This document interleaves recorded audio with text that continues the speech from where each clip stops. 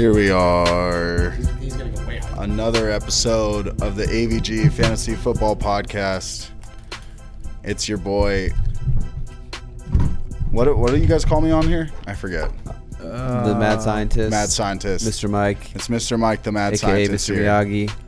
AKA With another episode of the number one podcast. Extenzi. AKA, Yeah, just Mr. in general, Extends. not the fantasy football world. Just we're the number one podcast. I'm here with your boy T, It's your boy. Tyler Ravelis. We got Andre Navarro. You're like a steady Cleveland fan with that Indians hat. Oh yeah, He's diehard Cleveland Diehard. fan. Yeah, more than steady. More than steady. we're out here. Yeah, they say when you wear it more than 3 times. They're more than Facebook steady. official. Yeah, for sure. For sure. We got Anthony Amac over here. on the Wearing other one side. headphone It's a rare One occasion headphone. if you're watching this. He's wearing headphones. for now. He's just wearing them because we do have a special guest. It could be Dr. Fauci. It could be. Or It Dr. could be. Coochie. It could not be. Dr. Coochie. That's it. That's a it. doctor. Hey, we have a name for our guest, but I think we should change it to Dr. what you just Coochie. said. Dr. I like that a little bit better. But before we do start the podcast, I'll let you guys know what we're doing. So we're just going to go over a couple of recent headlines that have happened in the past week or so that are football related, fantasy football related as well. And then we're going to go into some injuries. We have our special guest, Dr. the Medicine Man, on the line. I don't think he's actually a doctor, but It's the official he's doctor of the AVG Fantasy What do you mean? You Football can't Fund. say he's a doctor. He's actually a coochie doctor. That's why I want to call him Dr. Coochie. he's a PA, so he's basically a doctor. He's basically. Listen, he's the injury consigliere. I Exactly. think he pulls out. He's like, I'm basically a doctor. What's up? That's Hey, can I buy you a drink? I'm basically. I mean, he went to school for a long time. Like you're a But- dentist. So You're a dentist. Dr. Coochie is going to tell us everything you need to know about these injuries from last year and like how serious they really are. He's going to Okay. give us the real breakdown. Real You know what I'm saying? Coochie is one of those words that when someone drops it randomly, it just makes me laugh. Well, it sounds like it almost, and you can play it off as Coochie, like the clothing. I don't know if y'all know about that. Sorry. No. Like No, Gucci. I don't. All right, it's all right. Look it up. Look it up when we're done. You're like, okay. Gucci, huh? Coochie. All right, yeah, Gucci. Coochie sweater. Coochie? Yeah. Okay. With the I J. didn't know that. Listen, dude, G. you learn a lot on this podcast, okay? More than you realize. More than just fantasy football. But yeah, before we start, I'm just gonna say you got to subscribe to us on YouTube. If you haven't already, I mean, you're missing out. Last time we recorded, we said, hey, don't miss out. You could be The 100th. and it's too late. You missed out. Yeah. But you could be the 106th. That's That's you could just do as that. exciting, honestly. 107. You could be the second winner of our free car. Yeah, we could give away a free car in one of these episodes, and you could get it. And you can get All it. you got to do is subscribe to our YouTube. Also, follow us on Instagram and Twitter.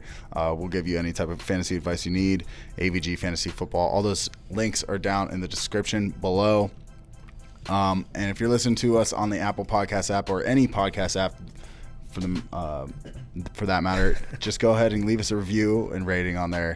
It really helps us out. Boosts us up in the podcast world. You know what I'm saying? Boost us, baby. Boost us up. Two Hey. tree subscribers. Yeah, give us the Hey, mushroom. Give us a boost. Bloop, bloop, bloop. You hear it on Tyler's phone every episode. We do. Yeah, so let's get into it. Headlines. Boo, boo, boo. Brought to you by Ding, Drake. ding, ding, ding, See, this is where it'd be good if I had like a drop. I could be like, I know. These are the headlines. I actually pulled the. We're on right now? laptop I don't out. believe was you. messing with it. Well, I got next episode. I promise. no, for sure. I don't believe you. Coming in the future. We're making 2021. Yeah. Small little upgrades. So yeah, we're gonna go over some headlines here. We have Fauci's bubble. That's what it says. Dr. Fauci's bubble. So, So- first, I know that's a funny headline, Dr. Fauci's bubble, but basically it's Dr. Anthony Fauci. He pretty much said that if the NFL wants to have a season this year, they're going to have a bubble or do it inside of a bubble, from my understanding. A couple representatives have come out and said, like, pretty much fuck off. Like, we're going to have a season. Like, who are Pretty you? But I just thought it was funny, Dr. Fauci's bubble. So, I mean, what do you guys think, though? Because me and Anthony were actually talking off air, and we were just kind of talking about how, I mean, say it's like week 4 or week 7, whatever. It could be week 10. All of a sudden, you have Christian McCaffrey, Saquon, or something. They test positive for coronavirus, COVID-19. Like what is it like? What is the protocol of like how long they have to sit out? Like are they going to be away from the team and stuff like that? Like is that really going to impact teams like later on? Because I mean, like it's kind of like players are going to test positive, you would think. But it's like, so what are the precautions? What are the protocols for that? You know. Isn't it in the NBA? It's you had to wait 14 days. We saw that on ESPN. I'm assuming it's going to be the same thing in NFL. So it's going to come down to people are going to get it. Yeah. I mean, if it's staying where it's at and there's no instant cure or miracle drug or something like that, people are going to get it. So this comes down to like a league decision where I think you're going to have to vote on something like expanded rosters and just give people an extra couple spots to draft their handcuffs for some of these big name running backs. Or with me and I was working with my brother today and we were talking about it, is maybe do it to where let's just say you have Ezekiel Elliott and he all of a sudden catches COVID. If no one owns Tony Pollard, the Ezekiel Elliott gets the first. He gets to pick him up basically free because it's like dibs. Like dibs on it. If he's already owned, you could say that's a different story. Or if like Dalvin Cook all of a sudden catches it, whoever he can pick up Alexander Madison, and it's like something that needs to be voted on before season starts. But I think you and your league mates need to come up with some type of protocol to kind of be ready for if a player all of a sudden gets COVID and is going to have to miss 14 days or 3 weeks, whatever it's going to be, to try and help kind of competitive balance it somehow or some way along that, because it's going to happen. Someone's going to catch it. We don't know the full protocols yet. Like I said, NBA, they're saying you got at least 14 days. No, you can't be around the team. So I'm going to assume NFL is probably going to follow the same rules. So it's getting a little tricky. Yeah. I was kind of even saying if this does get serious and players are going to miss it, I was even thinking of maybe making buy-ins less, because it would suck to have like a team and you have like a good team, but you have 4 of your players catch it and some other team gets nothing that gets it, and it's just you end up getting a screwed season because it's like, all right, well I had Zeke go down, and then I had DJ Moore go down, and then I had Robert Woods go down to Cody. No. Like someone might have 7 players go down and someone might have none. Sure, yeah. So it's like. It's gonna get a little tricky with this potentially if like when we get closer to season, but I think we ultimately need to in your league discuss like a plan to be ready for it when it happens. Yeah, I mean, well, Zeke did test positive for it, and I saw today too on ESPN 14 of the Texans players tested positive too. So I don't know what's going on in Texas down there, but something's going on. They even grow the Corona large. I was gonna say now you have to, when you're drafting, you have to look up like their immune system, like who's got a strong immune system. Like, dude, I'm getting fucking Dalvin. He hasn't been sick in real life in like 3 years. Dalvin Cook's good, but he does not take his vitamins, and that's fucking. He's not on my roster. It's like his joints and his bones are good, or they suck, but his immune system is strong. Lacking vitamin D, bro. No, I was just thinking more of like it kind of just puts an emphasis on like trying to get your handcuffs in a sense too, because it's like, all right, if I get a Zeke or I get a Saquon, like you really want to go out and get those handcuffs. You know, you want to get a Tony Pollard, you want to get a Dion Lewis, you know, just make sure you're covering your ass. Or like you're saying, maybe you can agree with your league, just say, hey, like whoever you like, if you draft a running back, you know, one of these top tier running backs, like you're kind of, like you said, you're guaranteed to get that running back as your last pick, like to handcuff him, you know, and nobody can like snake him from you during the draft process, just to kind of cover your ass. Because it is a difficult situation to, you know. But I think you should also expand, depending on your league. If you already have like an 8-9-man bench, it's one thing. But some leagues I've played in only have 5-man benches. So if you're going to do that and add the handcuff in there, you got to expand the benches at least one spot, because it's like if you're holding Tony Pollard all year and only 4-man benches, it really does handicap your team, especially in a short bench team, but a short bench league. For sure. Yeah, I would say expanding it by like 2, like two bench spots, and that way you can take them in. So like a regular team. Yeah, or you can do it like you guys can even you guys probably at home can even think of your own ways to come up about it. We're just throwing out some of them. Yeah. But it is interesting too. Like I said, 14 Texans players have it. What happens if in season that happens and 20 Texan players come down with it, or 20? Like, what are they just going to be like? All right, well, we can't play with a third of our roster this week. Yeah, that's what I was going to say from a football standpoint. That's going to be interesting if. Like, they're going to have to test the whole team. Yeah, I feel like if one player gets it, they're going to have to test everybody and then wait 2 days and then back, all right, let's see who's got it, who does it, and then be like, all right, you can play, you fucking stay away. Yeah, I feel like they're going to do what they're going to have, like, instead of having, 55 or 60 on the roster? 55. 52, one of those. I think they're gonna boost that up to like 80. You're gonna have like 2 full teams. I feel like they would do something like that just in case, you know. Only problem with that is money if there's no fans, because they still got to pay league minimum to 30 more players, which 600,000. I mean, I'll be the 80th player on that team. Maybe not 80, maybe like 65. Yeah. I can see 65 though. Okay. I was kind of thinking about your point, Mike. I think it'll go up. So let me ask you guys this. So Dr. Fauci, he pretty much is saying he doubts there's going to be a season. I think the NFL is kind of like they're in a weird situation compared to like hockey. Nice. Anthony over here just trying to waterfall or something. Never had water before. But so yeah, like football's in a different area compared to like hockey, baseball, and basketball. You know, like they were kind of coming out of the season in the off season. You know, while these other leagues are kind of like, you know, baseball is just about to start and hockey and basketball are pretty much just about to jump into the playoffs.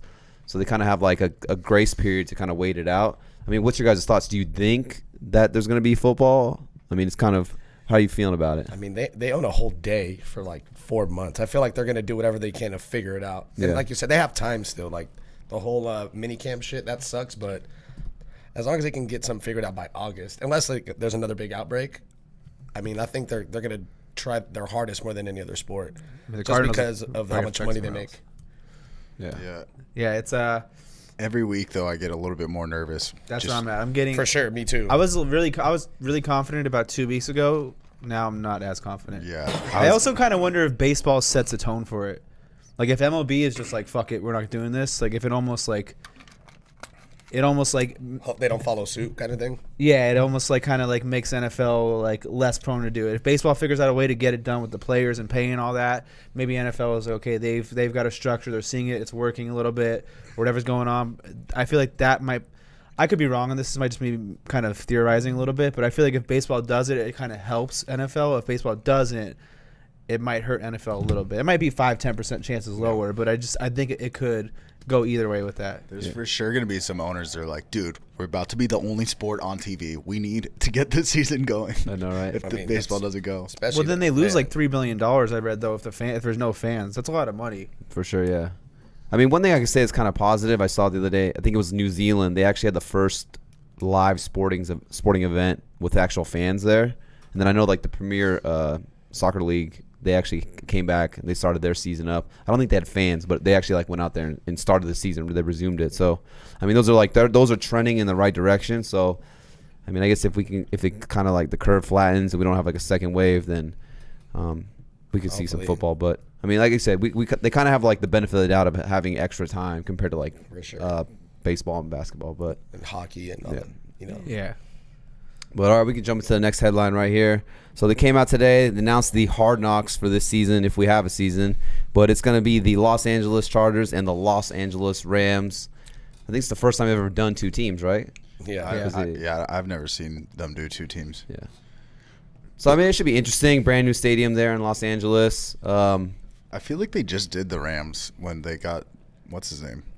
McVay. Yeah. Well, there's like certain qualifications too, but I think they changed it. It's like you couldn't have made the playoffs the year before.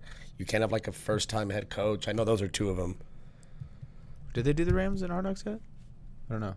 I'm not sure. I thought they did maybe like 4 years ago. They did it when like Jared Goff first came on. Yeah, it was like his rookie. Yeah, no, it was the year that Fisher was there. Yeah. Yeah. It was, and then it was Jared Goff's rookie year. Maybe they were doing the Chargers, and they're like, we were talking about it. Like, I was like joking. I was like, what is it gonna be, 2 episodes?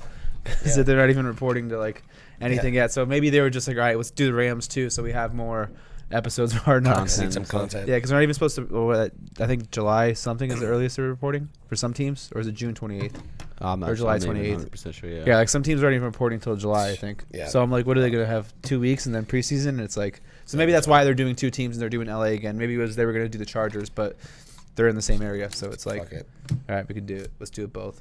I think this will be good though. Like I feel like when you watch Hard Knocks, obviously you can really dive into the team and see how like I know me and you and Anthony, we've talked about a lot how the Rams offense could it be changing. So maybe we can actually see firsthand now. Like okay, like they are kind of moving away from that 11 personnel. Are they gonna run 2 tight ends? You can kind of see like okay, has Higbee really surpassed Gerald Everett as like the main tight end? We can kind of see Cam Akers. Is he gonna be the guy, or does it look like Darrell Henderson can be in the mix as well? And then, for the Chargers as well, I think we can kind of really see the difference between Tyrod Taylor and Justin Herbert, because there's a lot of question marks with that team as well, and obviously depending who the quarterback is going to alter your value on a guy like Keenan Allen or Mike Williams, Hunter Henry, and et cetera. Even the running back situation. Those are probably 2 of the teams where it's like they're probably the hardest to like get a clear picture of because of like some moving parts with them. So it would be, like you said, it would be nice to have be able to see that with them. I'm not gonna lie. I feel like, and it's my guy right here, my man, one of my man crushes, Mike Williams. Mike Williams. Oh. Yeah, but you know how it is when you watch Hard Knocks. There's always like a player that stands out, or you could, like I said, the fans can really dive in and see the players. And you know me, I love Mike Williams, so I feel like he was gonna fall a little bit in these drafts this year. But I feel like now if he's on Hard Knocks, people might see like how big and how good he really is, and then like his ADP might jump up a little bit. But yeah. But if not, T will snag him. I will snag him, dude. We're doing a dynasty draft this season, so I think you guys know who your boy's going after. He's gonna go. It's gonna be Tyler's man crushes. Second round, Mike Williams. I wonder where he's going in startups too. That should be interesting. He's probably down there for sure. Yeah, for sure. But all right, we could jump into what is this? The first official with our boy. So we have our official AVG fantasy football injury consigliere. He is our injury expert, aka the medicine man. He's got hey, cup your chick. I try to do that mic voice right there, aka the medicine also known man. as the medicine man. Hey, you better cuff your chick because the medicine man is here. Medicine man, are you here? What's up? Yeah, what's up, guys? What's going on? Man? Can you guys hear him? Yeah, I can hear him. Dr. Coochie? Yeah. Dr. Fauci? Did you hear? Is that how he says, man? Fauci? I don't know. We were saying that we might abandon the medicine man name for you, and we might call you Dr. Coochie now. What do you think? I feel like it wasn't It wasn't a what? in the after hours, if we could do an after hour podcast, then I could be Dr. Coochie then. Okay, I like that. So like on certain podcasts when we're I like it. When it's thought late about it. and we're lonely. When it's Or late. when a guy's like being a pussy about an injury, then I'll be called Dr. Coochie. Okay. Perfect. I love it. There'll be some players like that for sure. Well, one, I want to congrats on triple digits subscriber. You're making it up. Oh, dude, you guys hear that? Congrats on triple digits. We're out here with the subscribers. Dude, I've been horny since we got 100. Yeah. Should go see it. I would say, hey, you should go see a doctor, but we got one right here. So you're good. Dude, I'm kind of nervous being on the #1 podcast. I'm kind of nervous. No, you good, bro. You're doing. But great. you're the #1 medicine man. Yeah. Why could you be nervous, bro? You gotta. You're not nervous. All right, so you want me to start with Matt? Stafford? Yeah. Let's get into it. So we're just gonna go over some different players that what's it called? That are hurt. That have been hurt in the previous years. Yeah. So we're gonna go over some players that have been injured, and the medicine man here. He's our injury expert, so he's gonna pretty much just break it down. So sometimes you'll hear people like, oh, he's got a back injury, he's got a hip, he's got the knee coach. Like you're just like, okay, what does that mean exactly? The medicine man is here. He's going to really break it down for us to kind of tell you guys what it is. But these are the players we're going to go over. We're going to go over Stafford, Big Ben, Dalvin Cook, Alshon Jeffery, Chris Carson, Jarvis Landry, and then Deebo Samuel actually got hurt today. He's a late addition. I'm pretty sad about that one. But I'll kind of drop some knowledge, Oh, here, real quick, actually. Educate some people. Let's get it. Well, real quick, I was actually going to ask. Can you put up the picture, Mike? Or? Yeah. I'll pull them up as we start talking about them. Did you pick out those pictures? Yeah, medicine man. You did pick out those pictures. Don't worry, we're not live. We'll edit it. We're not live, so we're good. I said. Okay. Oh, you should have just shot this. Okay, so listen, but yeah, as we talk about them, but real quick before we start talking about these players, I was curious, like, because Dr. Fauci was just I don't know if you heard it, but Dr. Fauci was saying how he doesn't think the football season's going to start. What do you think? I mean, medicine man. Good thing we didn't do this live. We can't do them live until we get used to this. Okay, God, you can call me Dr. Coochie. Man, you gotta get it together. Y'all gotta get it together. Okay, we'll call him Dr. Coochie. All right, start over. Okay. Yeah, no, but what do you think though? No, I think that like with everyone, I don't know if you noticed, even like soccer leagues, like they're all kind of like making kind of like a knockout season. Like even MLS, like NBA, MLS was like first, we're not going to do this at all. And then all of a sudden now they're trying to make up some kind of group stage like knockout round. I feel like the NFL won't start on time. I think they're going to try and make do. So they'll try to make like some kind of knockout round with like a knockout stage, kind of like the World Cup stage. They're gonna try and do something, but I don't think it's gonna be a regular season. With football, you don't think so? No, I mean, especially with Arizona blowing up, it's like 3 times as worse as New York City was. Yeah. I just feel like. Oh, that's not what I want to hear. I feel like you said though, like what's going on in Texas? Like once one guy gets it, like pretty sure a quarter of the team's gonna have that as well. So like they can't just like be like, all right, the Texas game just off this week. Then pretty soon teams are gonna be missing 3 or 4 games a season. Damn. So I mean, I feel like you were right about trying to expand the roster. Maybe they can expand the roster, but still, if they don't quarantine the people right, like it's just gonna spread through the team. Dang. So what would be the protocol? Like, let's say week 4, someone gets tested positive. What's the protocol that, from your understanding, like 2 weeks they'd have to stay away from the team? Yeah, so they'll get the PCR test, so it's like the nose of the swab. I bet you they'll probably swab every player before every game, But then if you get positive, they'll do 2 weeks, I bet, and then they'll swab you again, and they'll make sure you're double negative. Like for work, like in the medical field, like we're getting swabbed every 2 weeks, and if we have to get double negative every time to make sure we can go back and work. Okay. So it could be longer than 2 weeks then, potentially, right?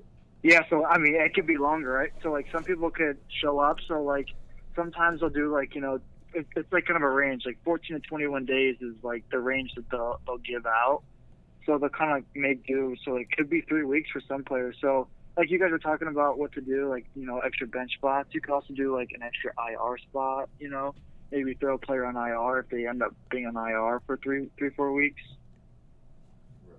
I don't, you know what I mean? Right. Yeah, no, that sounds good. I like. Interesting. Yeah, but it is crazy because like you said, if they test positive, then 2-3 weeks maybe. And what if you're like in the hunt, like barely trying to get into the playoffs of your fantasy league? It's like you lose one of your star players. I mean, that's pretty crucial. Well, from an NFL standpoint, what if it's Pat Mahomes? It's like the Chiefs are going to be like, well, this sucks. Yeah. or maybe another thing. Exactly. Yeah. You can maybe like expand the playoffs. Maybe like, excuse me, if it's like a 6 team out of 12, make it like 8, or make it like maybe everyone makes it. Yeah. Some easy. Yeah. Dang. This could be an interesting season this year. Wow. Yeah, I don't think it's going to be a normal season. I think they're going to try and there will be football, but I don't know how they're going to do it, but they will make a certain way. I mean, if every league has so far, except for the MLB, they'll figure it out. I feel like I just want to cut out what you just said, where you said there will be football, and I'm going to quote as that. That's what the medicine man says, is there will be football, and I'm going with that. You heard it here first. All right, let's get. We'll move on. We'll start talking about less sad things and more cool stuff. Let's talk about our boy Matt Stafford. It was the spinal. He had a little spinal injury. I got the picture up here. Looks like a little happy bug. Awesome. That's why I was laughing. It pulled Jerry to the side. I was like, dude, look at here. It looks like a bug. So we're all looking at it, but I'm curious. You could probably exactly, yeah. You could probably explain to us a little bit more. So if you're listening to audio, if you go to YouTube and you can watch and see actually like a diagram the medicine man was able to send us. Yeah, so I remember seeing reports that he was kind of dealing with his back injury before, we heard about it, for the past, over a year. But he took I think he took a blow, I think it was week 9 against the Raiders. He took, a big hit right to the mid-back region. So I'm guessing, he's probably had a little stress fracture, like a tiny little line, in his bone before he had that hit. But that hit kind of just, I guess, exacerbated it. I can't really tell which part of his spine he did it. There's 5 segments, but if you look, it says that transverse process, which is that point that comes out sideways of your spine, and so that's the part that they're saying that he broke. So he didn't do surgery, so which means that the break was non-displaced, which means that when you get a crack in your bone. You see some people on TV or pictures where it's way off, it's like a puzzle piece that's not connected. Right. They're saying that his was close enough to where they didn't have to go in and do surgery to put together, which is good news. So, I mean, it takes about, I think, a normal without, surgery, it takes about your bone like 6 to 8 weeks to kind of heal together. And so if you think about, week 9, there was rumors, that he was going to come back later in the season, right? He kind of wanted to play and come early. Right. Yeah. Yeah, so, and I think they just were like, well, what's the point? We're not making playoffs. So I think they let him rest. And that transverse process that you see, like, your ribs attached to that, you have muscles that your intercostal muscles, the muscles in between your ribs, they attach to that. So, I mean, they didn't want to risk it, which, you got a QB like Matt Stafford, I wouldn't want to risk it either. Right. But, so I mean, I don't. He could have played earlier, but then they just kind of like sat him because they didn't want to risk it. He could have played, but if he took a hit like he took before, it could have made him have surgery later. Right. So they're like, we're not making playoffs, so why risk our our QB that we invest in. So I don't see a reason. So with that injury, I don't see a reason why he won't.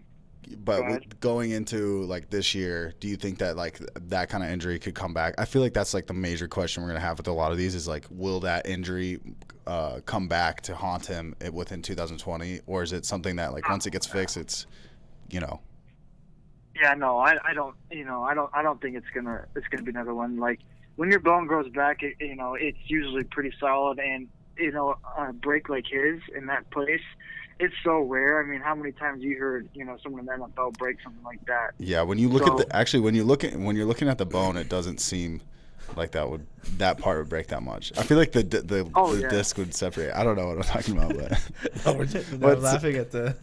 I got a question. So, when you go to the chiropractor and they twist your back, is that them squashing a lot of bugs? Is that the noise that it makes? So, like when you crack your joints, like in your joint, like there's like fluid in between each joint, and like they say that like there's little actually air like pockets or air bubbles in that joint, and that's the sound of like popping. Oh, so he's like a guy that worked at UPS and popped like the bubble wrap, and got a job doing that. Bubble wrap in your joint. Bubble wrapping joints. All right, we sound smart. I like titles. But yeah, no, I fully agree with you guys. I think Matt Stafford. You guys are high on Matt Stafford, right? Yeah, we like Matt Stafford. At least Steve, yeah. I don't see a problem. I don't see a problem with him being healthy. So worry level 1 to 10 of re-injury. What would your level be? One is the lowest, 10 is the highest. I 1 or 2. It's pretty. Okay. It's pretty 1 rare or 2. Yeah, that's how we should do it. We should rate all these. I like that. Yeah. Hey, disclaimer: I'm not giving any advice. So don't. ABG bros out there, don't come back at me here for that. Yeah, don't take this medical advice home with you, okay? This is just for fantasy analysis. A freak accident happens again. He broke. That guy's a liar. Yeah, I don't need to see no comments on there being like Dr. Coochie sucks ass. Dr. Coochie. I feel like if there was a Dr. Coochie out there, he would suck ass though. Oh, 100%. 200%. You're probably right. Yeah, you're probably right. Awesome. All right, we jump into the next guy right here. This is Mike's guy, Big Ben. So I know there's a lot of questions with Big Ben here. It's pretty much a Tommy John surgery, right, Anthony? Yeah, Tommy John. Okay, so we know for baseball players, this is a pretty hard surgery to come back from. I mean, Big Ben, he's already out here throwing the ball. He says he's okay, but I mean, what's your understanding? Yeah, I'm actually kind of worried about Big Ben. As much as I love him and how much upside he has, I'm kind of worried about his injury. So they said that he ruptured his ulnar collateral ligament, and what that is, there's, like in your knee, the MCL and LCL, like those bones on, like the ligaments on each side of your knee bone, pretty much.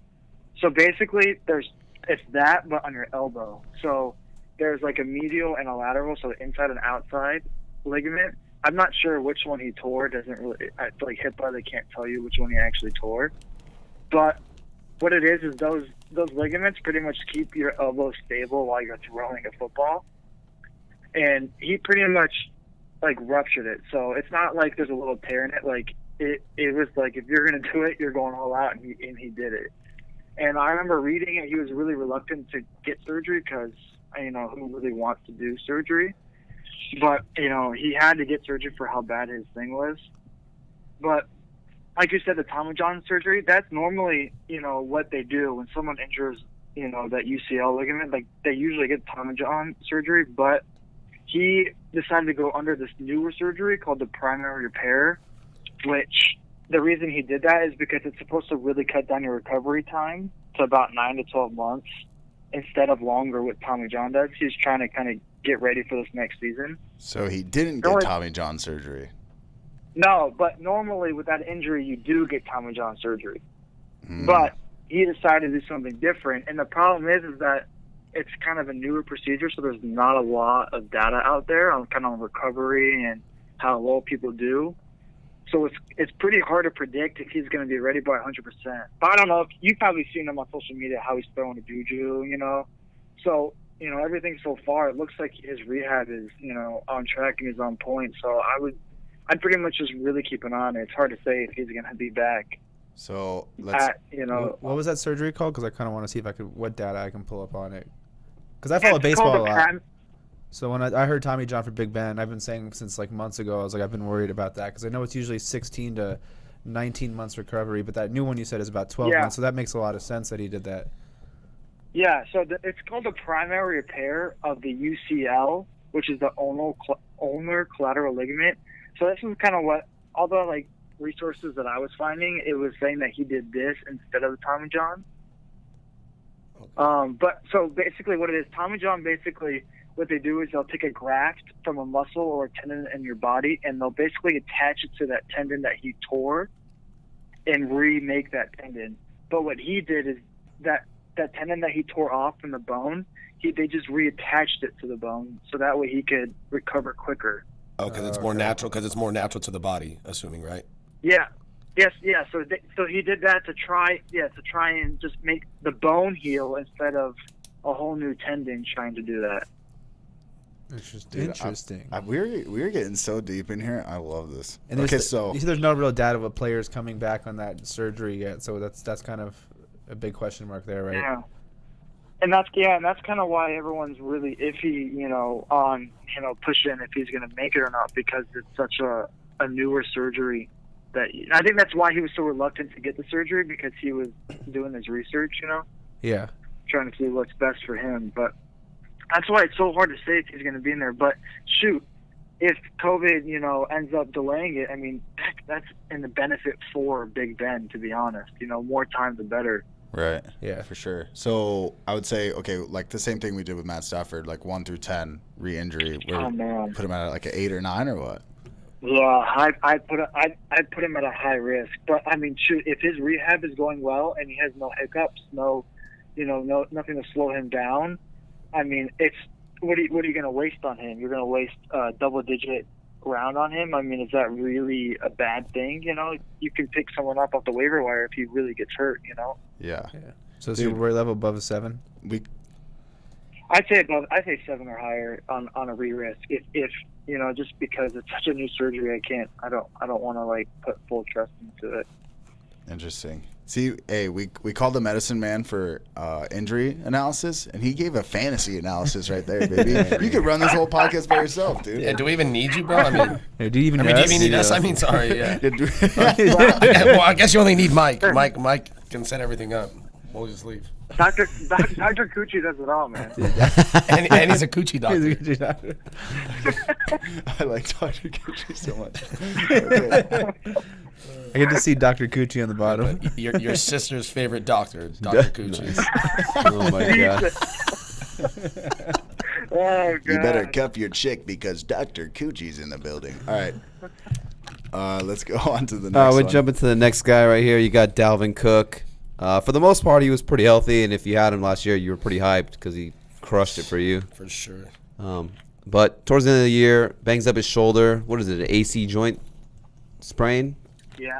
Okay, I mean, what grade was it? Because I personally have suffered a grade 3 AC joint sprain in my right shoulder, and I'm telling you, it was one of the most painful things I've ever experienced today. Like, it took me so long to like be able to like move my arm. I remember that. Like, I couldn't do anything. I couldn't even imagine like, you know, getting hit by a 300-pound lineman or even just like falling on my shoulder. Like, the pain was just excruciating. So I could understand why he didn't play. What grade did he have?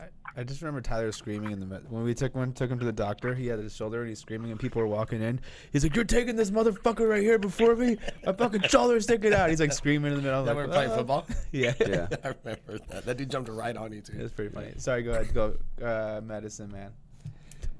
I actually don't know his grade, but damn, grade 3 is like that's like one of the worst ones you can get. So I would totally understand why you'd be screaming if anything touched you. For sure. I'm just picturing D in there. Well, you can see it, like, I think on this chart right here, it says 1, 2, 3, and I'm not sure if that's what it is, but I'll see if I can look it those up. are all pretty much. I Oh, tore no. all 3 of those ligaments that hold your shoulder, your collarbone into that. It like pretty much ties your collarbone into your shoulder socket, your socket. So It's your scapula. That's, yeah, okay, that's like yeah, the yeah. end of your So yeah, scapula. all 3 of those ligaments pretty much ripped. They told me I could have surgery on it, but they said they kind of like voted against it. They said you don't need it. It's up to you. But honestly, like today, like I get the worst pain in my muscle in the back by my scapula, and I think it's because my collarbone isn't tied down fully, and it's like my shoulder's kind of leaning forward.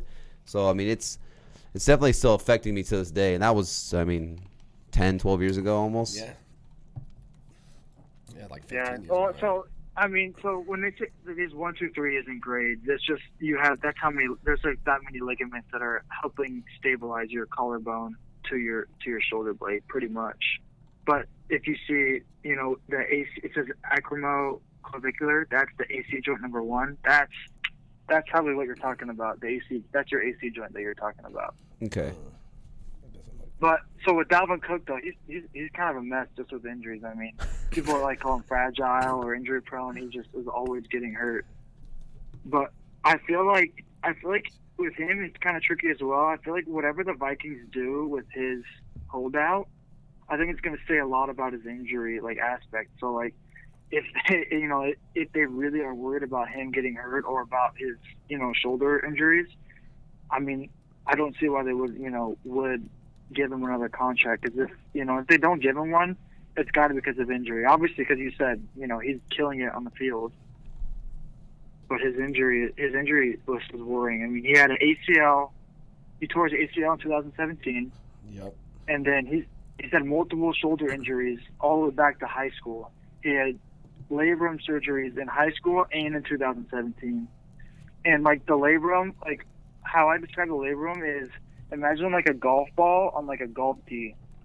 So like that golf ball is like the head of your upper arm bone, your humerus. And then that tee is like your shoulder joint. And obviously like a ball sitting on a tee, it's not very stable, right? So like imagine like a rubber gasket around that tee to like help give like stability and some depth to the joint. That's the labrum. And he has like torn that rubber gasket twice now and had surgery. And you can't really, however many times you have surgery, it's just going to become less stable and stable every time you have it. So he's just prone to another injury in that shoulder. With the labrum surgeries, does it make it more susceptible to get an AC joint sprain because you are kind of it's already like tender and kind of not 100%? I wouldn't say the AC joint, but he has had an AC joint sprain. That's what he had, last year. So that right there will have him prone to more AC joint sprain because, I mean, once your ligament, so that's the ligament right there. Once it's like kind of like rubber. Once it gets stretched out, it's never going to be like the full strength it was before that. So like it's always going to be weaker, and after every injury, it's just going to get weaker and weaker, and eventually it's just, eventually he's going to get arthritis in the shoulder, and he's going to need to get shoulder surgery. So, I mean, it's just a ticking time bomb. It's whenever he's going to quit or not, because he's had so many injuries to the shoulder. Yeah, that makes a lot of sense because Tyler, like you said, his still isn't the same. I had a grade 1 in my right shoulder, and that bone still sticks out to this day more than it does in the other shoulders. Yeah. So it makes sense. Yeah. Like I said, if he's had multiple, it's gonna. Because I was feeling mine as you were saying that, and I was like, it would make sense because it's still even like it's not tender, but as I touch it, I could feel it. Yeah. So I can imagine running full speed with pads into people like you had multiple injuries. So yeah, kind of a little worried now. Well, and I guess it makes more sense because he's a running back too instead of a wide receiver. Yeah. So they're taking a lot more contact. So that's they're team's dropping their shittier. shoulder almost every time they get hit. Yeah. So that's the problem with him. He's a risky pick no matter what now with with his holdout. So it's hard. It's hard to say. I feel like ever since his first, 2 years with him being injured, you're always kind of worried about the injury-prone risk. But he's got such the upside that I can't tell you to not want to draft him because of his injury. Right. Sure. I think we're kind of the same way. So but 1 through 10, what do you say on that one? Man. Oh, he's up there. 8.5. He's probably just like Big Ben. Yeah, he's up there. He's probably like in the 8, 9.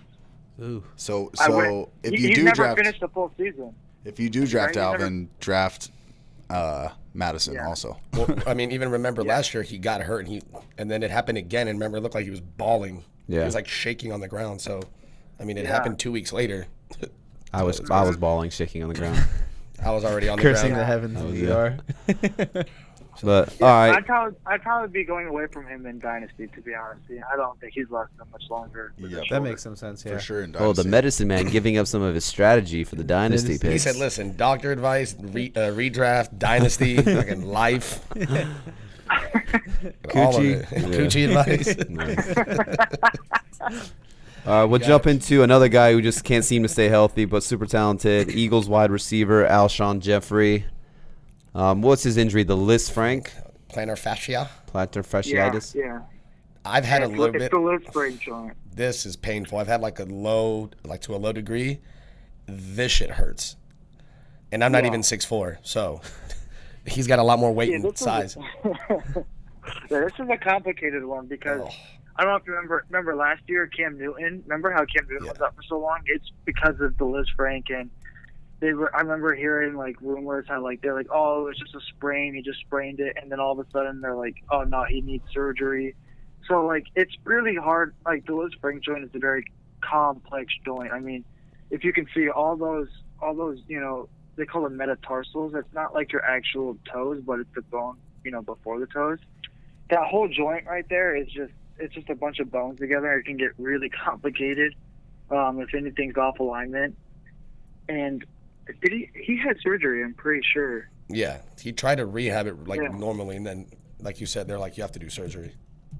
Yeah, and so the problem is that they're really tricky. They're really tricky recoveries with rehab, and the recovery from surgery usually takes about 10 months. And I think he had it in December. So if you were to think about it, that's October, right? So that's already pushing normal season. And that's if he's on schedule. He's 10 months, he's doing everything right. He's coming back October. So, and he's old, he's 30 years old. He's getting up there. I mean, I don't see him back in the beginning of the season. What's your as far as I've heard some people talk about this affects long-term performance, this injury. Players just don't come back the same after this. Do you have any a take or stuff kind of experience on that? Yeah, I read. I was reading some stuff on him, and they looked at football players with Liz Frank injuries, and it showed that defensive players bounce back a lot better than offensive players. So any QB, wide receiver, running back, any of those players, they usually have a hard time recovering from a Liz Frank compared to a cornerback or a DB or anyone like that.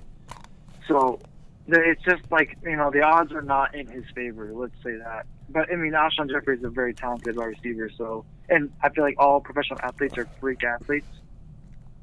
So, I don't see him. I don't see him back. I would rate if you were to rate a number he's coming back at the beginning of the year, 1 he's coming back, 10 he's not coming back.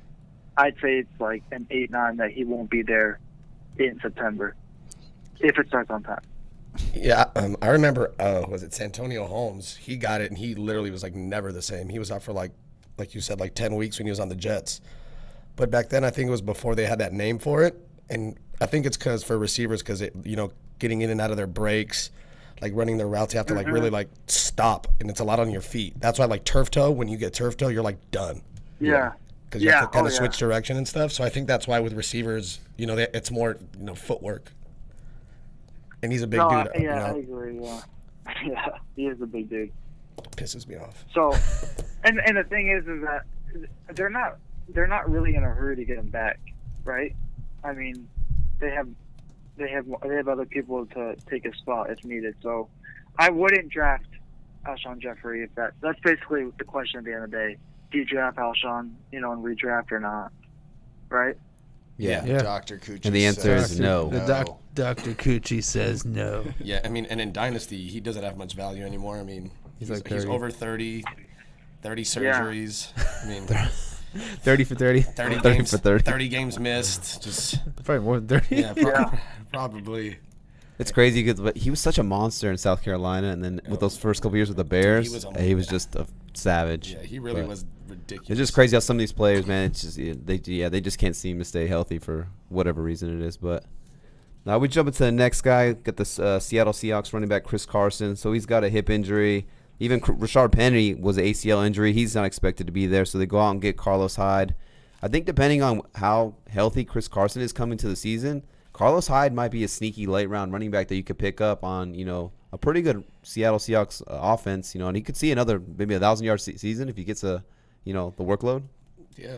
Oh yeah, if he was a starter for a good chunk of the season, I will get there. Seahawks running backs usually. So what was the exact hip injury for Chris Carson? So Chris Carson actually fractured his hip. So hip fracture is a very kind of vague term. So you can see on the picture that I have up, there's multiple like segments of your hip, and they don't really go in detail on what part he fractured on his hip. But I mean, fracturing a hip, I mean that's a pretty big deal. I mean, you use your hip for pretty much everything. But he didn't need surgery, so which means the fracture wasn't big enough to go off enough for him to have surgery. So that means that with everything on track, he should be back by the beginning of the season. I mean, I think I saw all of his reports have showed him that in physical therapy he's on point, and I expect him to be ready, for the start of 2020. Damn.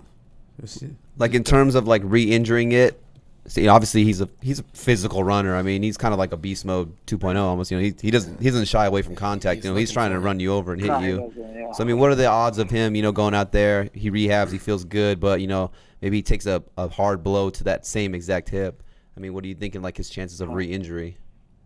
I mean, so there's always a chance, but I mean, I can't see Seattle putting him out there if his bone's not fully healed together. And if his bone's fully healed together, I mean, it's not his fault if he gets hit there. It would just be another freak accident like last year. So his injury now shouldn't, give him a risk to get injured like that again. His bone should be fully healed by then, and he should be fine. I mean, as long as he doesn't take the same kind of hit he did last time, he should be good.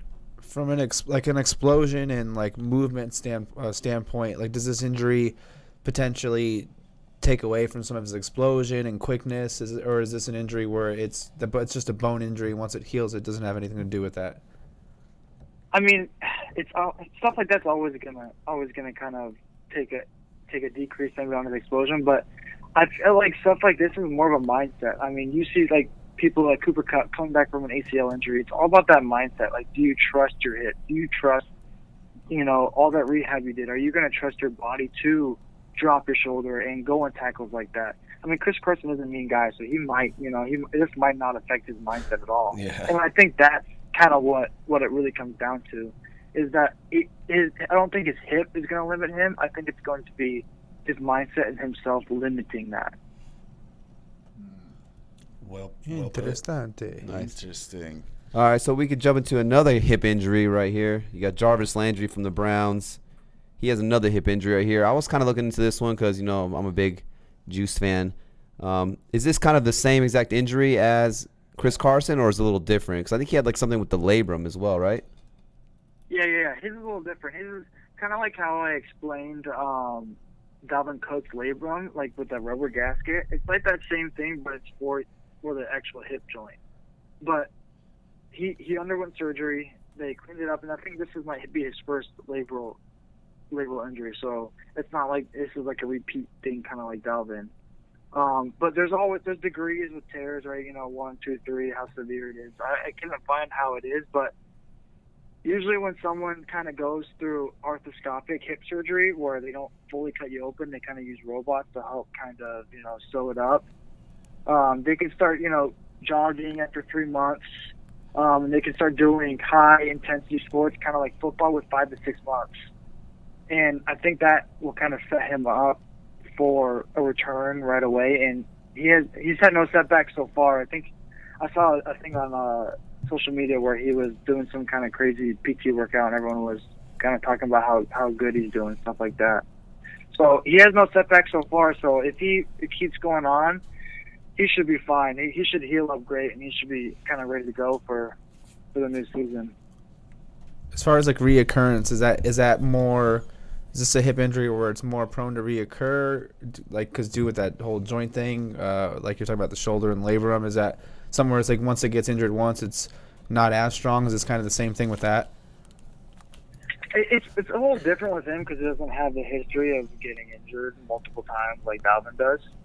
You know, his could have just been just like a traumatic hit, and it could have just done it, and it's not like it'll repeat.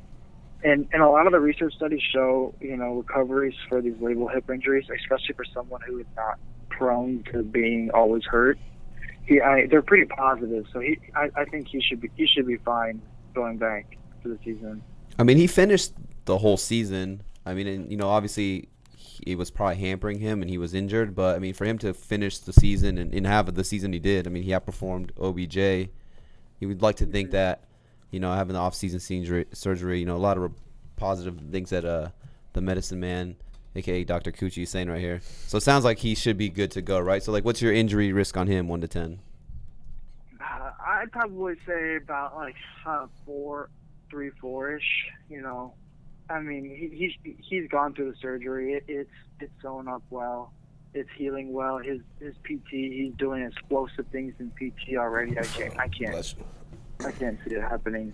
If it happens again, it's just like last year. It's like, you know, it's not like you planned it or it's because he got injured before. It's just one of those accidents that happens.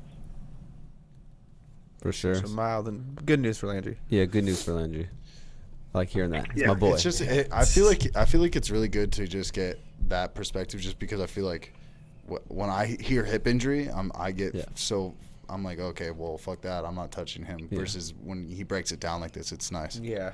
But like he was saying, 100%. there's so many times you'll see like, oh, he has a hip injury, and it's like a vague term of like, okay, well, what is it? Is it a fracture? Is it the labor? Like, you know, there's so many different things that it could be. So it's nice to kind of like really dive in and like hear what he's talking about and like understanding like the process and recovery time and stuff like that. Because we'll just be like, yeah, he's got a hip, bro. And, I'm about to start talking like a doctor to people. I'm about to be like, listen, the labrum, it's no big deal. I'm about to use a tee. I'm going to use a golf reference. I'm going to be like, listen, it's just like you put the ball on the tee. Like, listen, I got you. Just start you talking. golf, right? Yeah. Like you golf. Listen, let's put the thing around the tee. That's your labrum. Dre, you're not a doctor of coochies? No, I'm just a regular doctor. I'm He's just like he's Dre. a super pooper doctor. Yeah, I'm more of like a butt doctor. Pause. He's in the gluteus maximus. Yeah, no COVID with that. I said colon. But like speaking of hips, I feel better about Jarvis than I do about Carson. I think Carson will be fine, but I mean, with the position, like Carson's getting hit more than Landry's going to get hit. You know? Yeah. Yeah.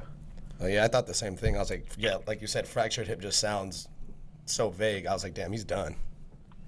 It could be anything, yeah. I mean, I don't really know where in the hip he broke. I mean, that could really do it.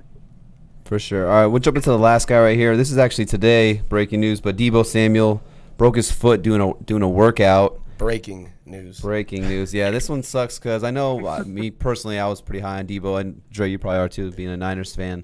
I mean, pretty good rookie year for him. I think it was him and Deontay Johnson, the most forced missed tackles out of any wide receiver. They both had 18. Him and Deontay Johnson as rookies. It's kind of crazy. But I thought that, you know, I was kind of hyped for Deebo. I thought it'd be a monster second year for him in the Shanahan offense. But breaks his foot. You know, early reports are that he should be fine to come back for the start of the season. But we'll ask the medicine man. What's your thoughts on it? Yeah, this is kind of a bummer. You know, everyone was really high on him. I mean, it's kind of a weird breaking your foot playing catch. I feel like there's a little more behind that no one's saying. I mean, but a Jones fracture is pretty much just that your pinky. So there's that long bone before it gets to your ankle. That bone usually is what fractures. It's kind of early to tell. I haven't heard any news that he's going to get surgery. So that's great news, obviously. But if he's not getting surgery, it's just a matter of time for his bone healing. They'll probably put him in a cast, have him not, do any weight bearing, have him just stay on crutches. And, bone takes about 6 to 8 weeks to heal. So, 2 months, that puts you in August. I don't see a problem with him being back, in time for football season to start either. And plus, with all this stuff going on, I feel like it's helping these guys with injuries. I mean, even if it delays, I think he's fine as long as he goes through rehab. Okay. So you're saying as long as he doesn't have to get surgery, he's good? Yeah. Oh, of course. Yeah, if it's surgery, it's going to probably push into the beginning of the season. But I feel like they would have done an X-ray, and if he's going to have surgery, I feel like it would be out, and everyone would be like, "Oh, he's going to go to surgery." And I haven't heard anything about that yet. Have you guys heard any more news on that? No. Just heard the initial break. Haven't. Yeah, I just heard the Jones fracture, and that Jones fracture is just that fracture of that fifth metatarsal line. No surgery. His foot should heal fine. All right, fire up Deebo in redraft leagues then. I mean, yeah, he actually might fall now because people might be like, oh, like he broke his foot. But, I mean, it's like even if he's not 100% for the first couple weeks, I'd be glad to take Deebo and I'll just hold on to him and stash him. So that would be actually that's interesting. That would be good to have. Yeah, especially if your draft is going a little bit earlier, they might just hear this news and like say you do beginning of August or whatnot. Yeah. Oh shit. Yeah, I feel like it's one of those things. It might be good. If your draft is later in the season, it might to tier the value, because right now I bet you his value's dropped because people are probably afraid of hearing he broke his foot. For sure. Definitely. So if it is just a fracture, he saying cast, let him heal up. What are the chances that he could like re-aggravate that and refracture it, or maybe like full on break it? I mean, it's kind of like with any kind of fracture. I mean, as long as they're in the cast and going where the doctor says, don't take 6 to 8 weeks to heal. And he's not going to have any kind of contact for a while, so I don't see being worried about it re-breaking. I mean, shoot. I mean, everyone breaks a bone. It's not like it happens. If it happens again, it's like a freak accident. Mm-hmm. Yeah. So I'm not worried. It's a low risk for me. It's a low risk. So you'd say like a 2 or 3. I'd say like 3 or under. Okay. Wow. And he's still a young guy, so Yeah. Yeah. Oh yeah. You recover way fast. He can grow a bone. Yeah, he'll grow a bone. I read he takes his vitamins too. You know who else? he'll just grow a bone. Fucking. He better take his vitamins. Hey, you know who else can grow a bone? You know who else can grow a bone? Dr. Coochie. Dr. Coochie. A big old bone. The medicine man. That's all we got for him, right? Yeah, that's all we got All for right. the medicine man. We appreciate you, medicine man, Dr. Coochie. I appreciate you guys having me on. That was good. I liked it. I hope you guys enjoyed it. Oh, yeah, it was really good. I mean, appreciate you. I think it's really informative. I mean, like I said, sometimes you just hear these things like, oh, he has a shoulder injury, he has a hip injury, but like you don't really know the details and how long it is and recovery time. So it's nice to have someone who actually knows what they're talking about. Because like I said, one time we were on here, we're trying to talk about the meniscus, and we were like, yeah, it's the we don't know what the fuck we're talking about. It's in the leg.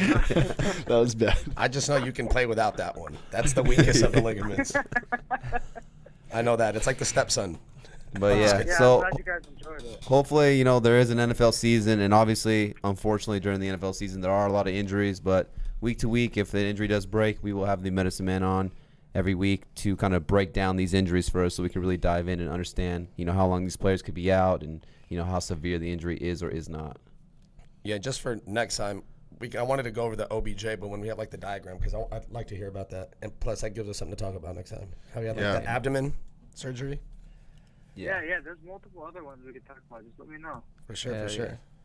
All right, Coochie. Thank you, Dr. Coochie. Thanks, brother. Don't worry, we'll Get back to your bleep out. patients. Later, every bros. Later. Wow, great guy. Best man at his wedding. Yeah, the headphones are off. All right. Okay, now we can go into. All right, so now next segment, we're going to do a couple bounce back players here, baby. Bounce back, baby. I feel less confident about mine after What I Dr. do, baby? Coochie. Yeah.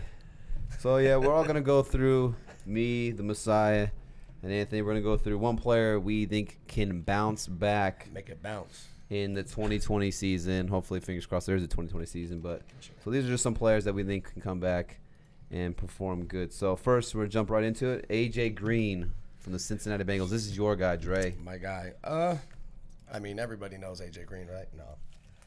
Oh, damn, we could have gone over his. He broke his foot too, right? That's what he got hurt last year? It was something with the foot. Right. Let's not try and be doctors. No, I'm not going to talk about it. But, no, he missed all last year in training camp, like literally like the first day. So just want to go over some numbers before he got hurt. I mean, the previous year, 2018, he also got hurt. But he still had 46 catches for 695 and 6 touchdowns. So, I mean, he was on pace for double-digit touchdowns. He was actually doing really well. And even the Bengals, I think they only won one more game after that. So they were literally 4-2 or 5-2, and then they were done. But since 2011, he's 5th in the NFL in explosive plays, which is considered plays more than 15 yards. He has 209, and that put him at 5th, and that was before last season. Obviously, he sat out. But I'm going to go over his yards per route run from 2014 to 17 when he played. He was 1st, 4th, 2nd, and 8th. And I know we were talking about it. We were talking about it before. Dog, you don't like him. We were talking about how yards per route run can be skewed because of, they can run a lot of deep routes, and it's kind of, that kind of stat. Well, I looked up in the same span where he was 1st, 4th, 2nd, and 8th, he led the NFL in yards per route run on slant routes, which is good. And I like that because they have a rookie quarterback. They want to get the ball out of his hands. So, I mean, he's winning, vertically, and he's winning on the quick routes, which I do like. I mean, he's coming off, he has 6,000-yard seasons, 3 seasons with 11 or 10-plus touchdowns, QB rating of 113.8 when targeted, which was 22nd in the NFL before last season. So, I mean, he catches balls that aren't catchable sometimes. I mean, it's just a rookie quarterback's best friend. He has never finished less than 23rd in standard or 24th in PPR when he's played at least 13 games. So I think with him, he just needs to stay healthy because I think he's going to perform where you're going to take him in fantasy. I mean, he's not going as a wide receiver 1 anymore, but I think he still has that upside. If he stays healthy, I think he's going to get you 140 targets, I think. Well, I mean, if the Bengals that's his highest. Aren't going to be a very good team. Exactly. And, I mean, Joe Burrow's coming from a pro-style offense at LSU. So, I mean, if I'm Joe Burrow, that'd be the first person I'd be calling. I'd be like, hey, bro, let's go work out. Obviously, he's on the 1-year franchise tag for $15 million, I think it is. And if he wants to get that contract, he's going to have to go out and perform. Yeah. I mean, what's his ADP? I think he's going in. We do some of these mock drafts. He's going in the 5th, 6th round. Oh, later it's been. Yeah. It's closer to 7th. But for a guy who, when he's healthy, has been a top 10 wide receiver every year. He's been healthy. And, I mean, fucking Tyler Boyd got 90 catches last year. So, I mean, he can get you 90 catches. Yeah. Like you said, they're going to be playing from behind a lot. He's a vet. He's a vet on the team. Like you said, for rookies, this is a guy you should be turning to. It's just upside. I feel like he could outplay his ADP. I mean, I do like A.J. Green. I mean, I think he's still super talented. Like I said, he's playing for a contract, so if he wants to get that last, little paycheck. I mean, obviously, Anthony said he wants to play 7 more years, right? Or was that you, Dre? Yeah, that was me. Yeah. Crazy. So he wants to play 7 more years, so I guess he's got 2 or 3 more contracts in him. But if he wants to get this next one, he's going to have to go out and really perform. But, yeah, I like A.J. Green. I think, as long as he can stay healthy, kind of a freak accident with this thing. We could have – that's a good one. We should have had – Dr. Coochie talk about A.J. Green, but we could do that one next time. Him, like Henry Ruggs. Yeah. I think if he plays 16, he's going to outdo his ADP. I don't think the upside is what it used to be. There's 2. The target share is Tyler Boyd's not going away. He's talented at this point. He's going to demand his target share. You have Auden Tate last year, 81 targets, so he's going to get his piece of that pie. And then you even have the rookie, your boy T. So he's gonna get he's gonna get a little bit of a target share, and then the running back Joe Mixon and a blend of Giovanni Bernard are gonna get his targets. So while I think if he's healthy and he plays 16, he's gonna go over 100. Yeah, I think the days of 150, 160 when he was that type of guy, those are gone. But would it surprise me if he got 120, 130? If he gets that, like I said, ADP 6th, 7th round, he's going to way outperform that. Sure. So I like that. And to your point of the yards per route run, he's always had a high yards per reception. He's always been above 14. I looked at it a second ago. I don't think he's had a year below. He's had 1 year below 14. Outside of that, it's been pretty much an average of 14.8 in his career.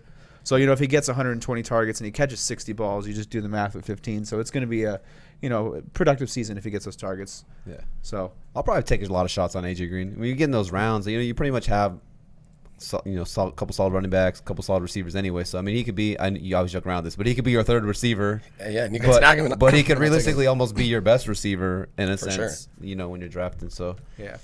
I think he bounces back. I would, factor on the positive side of him coming back and performing. I would like to hear the medicine man talk about him because I'm more on the injury. I'm kind of, I'll take him at a dip in the price, but I'm not going to take him 5th, 6th round because I am kind of worried about the injury history with him. And if it's a 5th round price, I'm still getting guys like. There's some good names. I mean, Tyler Boyd's still there. I mean, and he's a lot more reliable. Yeah, so. I like the price in the 7th a lot more than I do in the 5th, just based off of injury history. But so we could talk to Dr. Coochie, and maybe he'll make me feel a little bit more Gucci. A little bit more nice. Gucci with Coochie. I love how we were like so set on medicine man, but then we start doing this podcast and we're like, Dr. Coochie. I love it. We jump into my bounce back player here, Bounce. David Montgomery from the Chicago Bears. I was super hyped on this guy last year coming out of Iowa State, rookie for the Bears. Beast. But, I mean, I know it was pretty disappointing seeing how, he didn't really perform. Only 3.7 yards per carry. You don't like seeing that. But, I mean, 267 total touches was 12th most among running backs. So, I mean, kind of when you're looking for volume in terms of, you want to get these running backs, volume and upside, I mean, 242 rush attempts, 13th most. So he's getting the lion's share of the carries over there. Obviously, they have Tariq Cohen. He's the scat back kind of gadget guy. He's going to get his plays as well. But I mean, you like to see they didn't go out and draft anybody. They didn't go out and really get anybody in free agency, to my understanding. So he's kind of I feel like he's kind of primed to really be the guy for sure this year. I mean, and even in a down year, he still got you. Over 1,000 total yards, 7 total touchdowns. And what I like to see right here is, when they got in close, they weren't shy to give him the ball. 5 of his 6 rushing touchdowns came inside the 5. I think one time they actually had to give him the ball 4 straight times for him to get in. But I mean, some bad but you like seeing that. They were just get in. The 10th most carries inside the 10-yard line for running backs. So like I said, when they get in close, they're kind of feeding him the rock. And 13th best juke rate. One of the reasons why I was so hyped on him last year coming into the league was just #interesting stat was only 2 times in NCAA history has a running back had 100 or more forced missed tackles. Only 2 times has that been done, and it's been David Montgomery and David Montgomery. So I mean, I just think you don't just do that 2 years in college if you're not good. Not I think obviously the offensive line wasn't very good over there in Chicago. Trubisky was up and down all over the place. Down. I mean, you bring in Nick Foles. Obviously, that's going to dictate, who the quarterback is over there. I think people forget that for a brief stint, Nick Foles played under Matt Nagy when Matt Nagy was the offensive coordinator for the Kansas City Chiefs. But so yeah, I just think that a guy who maybe he burned some people or he didn't perform up to people's expectations last year, he might fall a little bit in these drafts. So it's kind of if you go a little maybe wide receiver heavy or maybe you take a shot on a Kelsey or Kittle in these 2nd round, 3rd round. If you can get a Montgomery in the 5th, 6th round, I think he can be a solid RB2 for you. I mean, he finished as the RB25 last year, and I kind of feel like that was his floor almost in a sense. I think he can at least sneak into the top 20, at least be a serviceable flex guy for you each and every week with the upside of, 242 rush attempts. A guy, you think he could see probably 15-plus touches any given week. Yeah, volume is king. So yeah, he's a volume guy for me. I've never been big on him as a runner, even before the season started last year and what I watched on the field last year. But it's I don't see a way they didn't draft anyone. Yeah. So it's how does the volume go down? I don't know if he can get worse. He has to at least get, I feel, somewhat better. Yeah. Adjusting to the NFL speed. Another year with the offense. I feel like he has to at least get a little bit better. So the volume in my eyes can't really go down. It'd be unless Tariq Cohen's taking a bigger role or we have an undrafted free agent rookie that kind of comes out of nowhere and takes a little bit of a role, but the volume's going to be there. So it's the volume, opportunity. Said I'm not big on the rushing talent, but when you get in 250 carries and 30 to 40 receptions, I'm not going to not take you. Yeah. Yeah, he's almost and I know you say he's a volume guy, like Melvin Gordon's rookie year where he probably burned a lot of people. Remember, no touchdowns. Everyone's fuck him, and then the next year he finally came out and he had 8 or 10. But same thing, he's a volume guy. It's the play calling too. They call plays like shit over there in Chicago. They make terrible play calls. Because I feel if he was on the Niners, who run the ball, he would be really good. It's they don't set him up, for success either. because they don't really pass the it's their quarterback. I mean, Yeah. if he can take that step forward and make people like respect the pass a little bit, I feel like it could help him. I mean, you can run play action, you can do other things to kind of help, get him more yards. Because like you said, he breaks tackles, so it's like just get him the ball and give him some space. Yeah. And, let him work. 48 and forced missed tackles last year. That was 8th most for running back. So I mean, like, obviously he's still getting it done. Obviously the Big 12 competition. I saw Iowa State, right? Big 12. Yeah, Big 12. Big 12 obviously not known for their defenses, but I mean, to make 100 people miss back-to-back years and then come to the NFL and make 48 people miss on a bad offense, bad offensive line. I think obviously you're doing something right. He obviously doesn't have that breakaway speed, to bust his 70, 80-yard run, but to be a playmaker, make things happen. Like I said, you're getting 250 plus touches, and like when they get close to the goal line, they don't fuck around. They're like, here, we're gonna give you the ball, and even if they get stuffed, they're like, we're gonna give you the ball again. We're gonna give you the ball again. I just like seeing that, and for a guy who's probably gonna go, I think in like the 6th round, give or take, I'll take that all day. With that 250 plus touches, I'll take that all day, every day. He's gonna slip pretty low in drafts because he wasn't really a big name last year. Like a lot of I got him in the 4th round in one home draft. And he was going around the 4th round. Like his consensus, like what is it? Expert consensus was like a 3rd round pick. But he was going closer to like the 4th rounds, late 4th rounds. So he wasn't even really a big name last year. So I can only imagine how much lower he's actually going to go this year, not having a good season and not having a lot of people that were really in on him going into last year. So it wouldn't surprise me if he's there in the 6th, pushing close to 7th in home drafts. When you're doing like your daily home drafts, I'm talking about people who are just kind of not, reading into research consistent basis. Like the people who need to follow this damn show, podcast. We're the number one in the universe. Yeah. Oh, woo! Of everything. No, and there's people in every league that are obviously going to back. Oh, he's going to come back. But for the most part, you could probably get him in that late, 6th round, 5th round. I like it. I fucking like it. I like it. We'll jump into the last bounce back player right here. Bounce. Oh shit, it's me. Going JuJu Smith-Schuster here. Boo Boo and JuJu. I know Anthony, I kind of like JuJu. I know Anthony's like, the man coverage, talking about Big Ben. I think even after talking to Dr. Coochie with the elbow, you're a little hesitant now. But what was it about JuJu that made you want to get him as a bounce back player? Target share, volume. It's almost like he is. So here's the thing with him. He's an elite zone wide receiver. Like he's like one of the best against zone, like in the NFL. He's the exact opposite against man. Yeah. But like the difference where I have with like I'm going to use Cooper Kupp for example is Cooper Kupp was taken off the field when it was come to 2 wide receiver sets. JuJu Smith-Schuster isn't going to come off the field in 2 wide receiver sets. He's still going to be out there, so he's still going to have opportunity. He missed 4 games last year, essentially 5 because he played I think it was 22 snaps and that went 30% of the snaps. So you take those games out, he was still a 100 target wide receiver in an offense that only threw for 3,200 yards. 500, it was like just a hair over 500 pass attempts. The volume and offense as a whole is going to go up. And it's just when I'm breaking down the target shares and stuff like this is why I'm kind of like enjoying doing these stats. It's like if I'm seeing Big Ben throwing for close to 4,000 yards and 550 pass attempts, it's like I have to break down this target share. And I think JuJu's floor is 120 targets. Yeah. Maybe he is more of a Jarvis Landry receiver where he's not that. He's not, an AJ Green making these big plays, but he still has shown explosiveness. So versus Jarvis Landry, he doesn't really break 50-yard touchdowns. JuJu's done it a couple times. Yeah. So maybe he is kind of more of a slot guy that shows an occasional like big play, but it's not a huge touchdown upside. But it can't get worse than I think he was wide receiver 65 last year or something like that. So the target volume is going to be there. The passing offense is going to be there. The offense, the target share. I think Deontay Johnson showed a lot of promise, and I think that's another thing that's only going to help JuJu get better. And even James Washington growing can help him too, be in the slot more, and Chase Claypool too. So these are guys that can keep Ebron too. Yeah, Ebron. These are guys that can keep him in the slot a lot more consistently.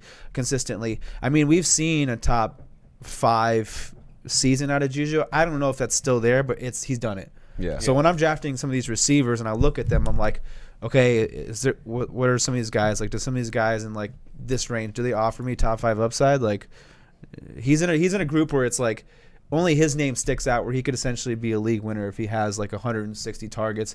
Big Ben has a full bounce back. He just kind of dominates in a sense where he's like, if you get him in the 5th round, because we've done some mocks and he's gone there, and he goes back to like old JuJu in a sense. I mean, he's going to essentially be a league winner when you're getting him in the 5th round. Yeah. I'm not saying that's going to happen, but it's in the realm of possibilities. Yeah, and there's in the rounds that are like his ADP, there's no other receivers around there that are going to get as many targets as he's going to get. Like, even close. And if you can't do it this year, he's dead to me forever.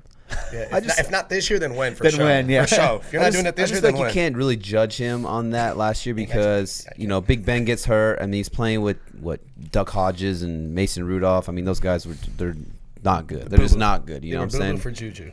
I think he even got banged up for a little bit, right? Yeah, he missed, like I said, 4 games. So and he's injury. You don't have your starting quarterback. It's like a wash year. I mean, almost. yeah, it's kind of a wash year. So I think it's hard to, or maybe unjust to like really judge him, for what he did last year and be like, he's not good because it's like he wasn't at full strength and he didn't have his quarterback throwing him the football. So yeah, I think I love JuJu. I think he could be one of those guys like you said where he might fall.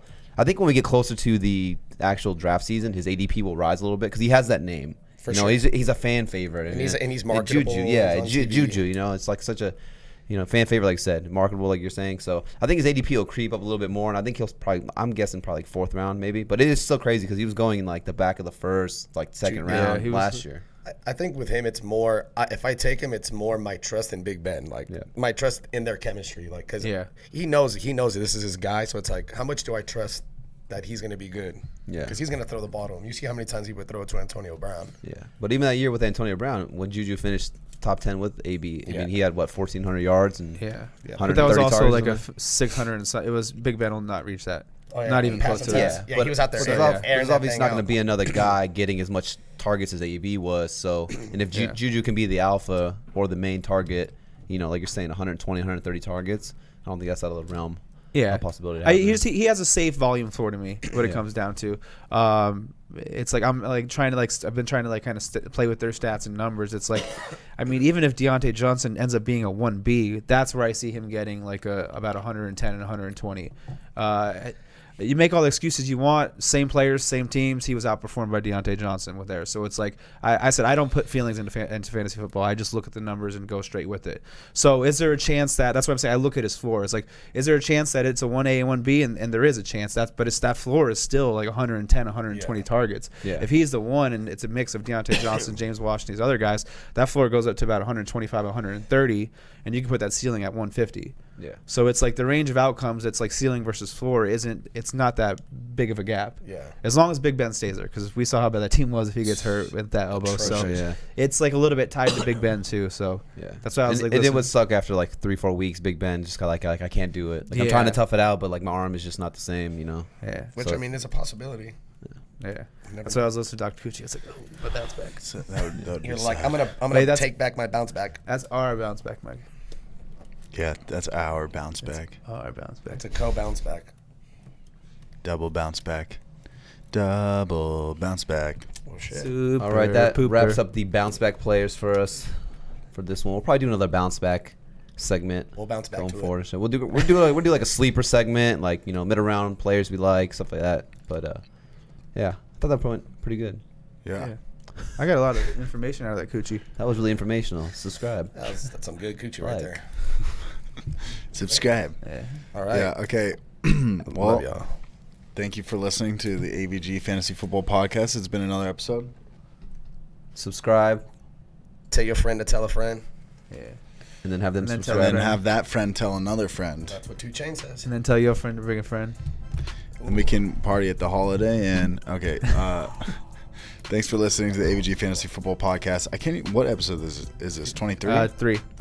It's season 3 episode. Season 1, episode 141. I think it's episode 23. But anyways, thank you for listening. Hopefully this episode was able to inform you on a little deeper on these injuries these players had. I love Dr. Coochie on the podcast. I love Coochie too. I love Coochie. Because he goes T. Your boy T out here loving Coochie.